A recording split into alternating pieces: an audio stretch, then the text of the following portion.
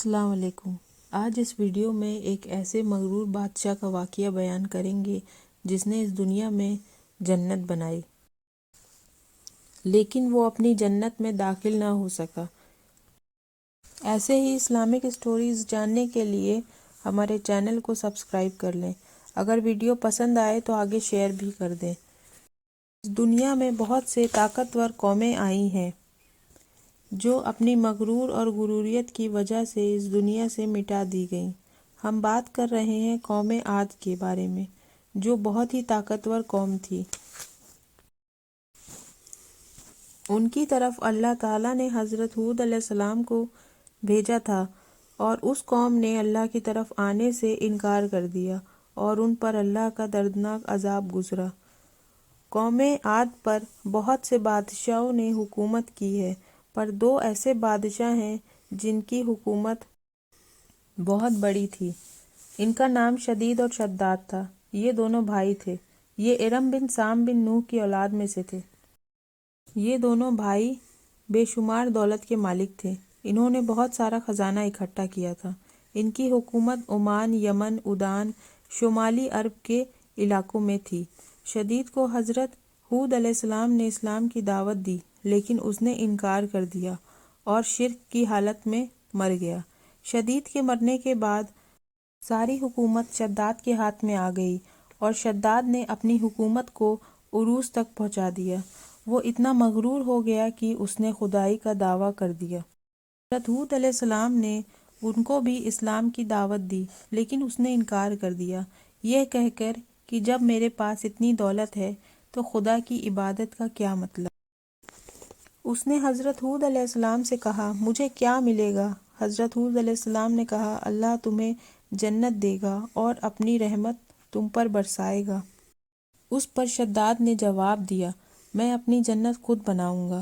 اس نے حضرت ہود علیہ السلام سے سن رکھا تھا کہ جنت کیسی ہوگی۔ اس نے جنت بنوانے کا ارادہ کر لیا اور لوگوں کو اکٹھا کیا۔ اس نے 100 لوگوں کو اکٹھا کیا اور ہر ایک کو 1000 مزدوروں پر مقرر کر دیا، اور حکم دیا کہ سونے اور چاندی کی کھدانوں سے اینٹ بنوائی جائے، اور اپنے بھانجے ذہاب کو، جو ایران کا بادشاہ تھا، کہا تمہارے پاس جو کچھ بھی سونا چاندی ہے وہ مجھے بھیج دو، اور اس نے ایسا ہی کیا۔ اور کوہ عدن میں ایک شہر کا تعمیر کرنے کا حکم دیا جو 10 کوس چوڑا اور 10 کوس لمبا ہو۔ اس کی بنیاد اتنی گہری کھدوائی گئی کہ زمین میں سے پانی نکل آیا۔ پھر بنیادوں کو سنگ سومانی سے بھروایا گیا۔ سونے اور چاندی کی دیوار بنوائی گئی۔ جب سورج نکلتا تھا تو اس کی دیوار چمکنے لگتی تھی اور اس پر سے نگاہ نہیں ٹھہرتی تھی۔ اس شہر میں 1000 محل تعمیر کیے گئے، اور ہر محل میں 1000 کمرے تھے، اور ہر کمروں میں سونے، چاندی، ہیرے اور زیورات سے سجاوٹ کی گئی۔ اس کی جنت کو بنانے میں 300 سال لگ گئے، اور شداد کی عمر 900 سال کی تھی۔ جب اس کی جنت بن کر تیار ہو گئی تو وہ لشکر لے کر اپنی جنت کی طرف بڑھا، لیکن جب وہ وہاں پہنچا تو اس کی نظر ایک شخص پر پڑی۔ شداد نے اس سے پوچھا، تم کون ہو؟ اس نے کہا، ملک الموت، میں تمہاری روح قبض کرنے آیا ہوں۔ اللہ کا حکم ہے کہ تمہاری روح قبض کی جائے۔ تو شداد نے کہا، مجھے اتنی مہلت دے دو کہ میں اپنی جنت کو دیکھ لوں۔ لیکن اس نے کہا، اللہ کا حکم نہیں ہے۔ ملک الموت نے اس کی روح قبض کر لی، اور وہ مغرور بادشاہ اپنی بنائی ہوئی جنت میں داخل بھی نہ ہو سکا۔ اس کی موت کے بعد حضرت جبریل علیہ السلام نے ایسی چیخ ماری کہ شداد کی پوری جنت زمین میں دفن ہو گئی، اور دنیا میں قوم عاد کا نام و نشان باقی نہ رہا۔ اللہ سبحانہ و تعالیٰ نے شداد کی جنت کو دنیا کے لوگوں کے لیے اوجھل کر دیا۔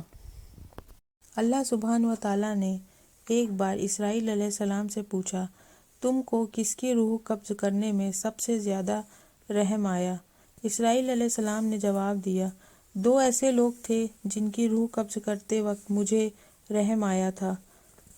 ایک بچہ تھا جو پیدا ہوا تھا اور کشتی کے ڈوبنے کی وجہ سے ایک تخت پر تیر رہا تھا، اور حکم ہوا کہ اس کی ماں کی روح قبض کر لی جائے۔ اس کی ماں کے سوا اس دنیا میں اس بچے کا کوئی سہارا نہ تھا۔ مجھے اس کی ماں کی روح قبض کرنے میں کافی تکلیف ہوئی۔ اور دوسرا ایک بادشاہ تھا جس نے اپنی آرزو ایک شہر کی تعمیر کروائی تھی جو شہر دنیا میں دوسرا نہ تھا، اور وہ بادشاہ اسے دیکھنے ہی جا رہا تھا کہ مجھے حکم ہوا کہ اس کی روح قبض کر لی جائے۔ اللہ سبحانہ وتعالیٰ نے فرمایا، اسرائیل، تمہیں ایک ہی شخص پر 2 بار رحم آیا تھا، کیونکہ یہ وہی لڑکا تھا جس کو ہم نے محفوظ رکھا تھا اور ایسی بلندیوں پر پہنچایا، لیکن وہ اتنی بلندیوں پر پہنچنے کے بعد تکبر کرنے لگا اور اپنی سزا کو پہنچا۔ Thank you. ویڈیو پسند آیا تو پلیز لائک، شیئر، سبسکرائب۔